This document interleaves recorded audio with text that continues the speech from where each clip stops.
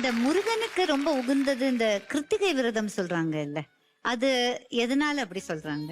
கிழமையில செவ்வாய்க்கிழமை, திதியில சஷ்டி திதி, நட்சத்திரத்துல கிருத்திகை முருகனுக்கு உகந்தது. இது கந்த புராணத்திலேயே வருது. ஆமா, சிவபெருமான் வாக்காவே இருக்கு.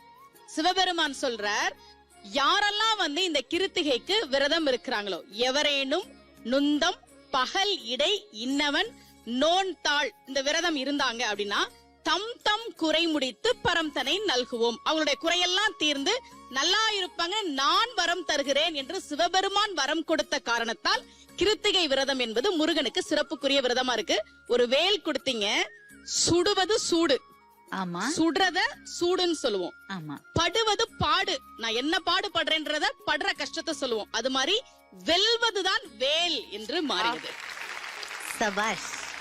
சோ வெற்றியவே கையில கொடுத்திருக்காரு அவரு. ஆமா, சபாஷ். Thank you so much.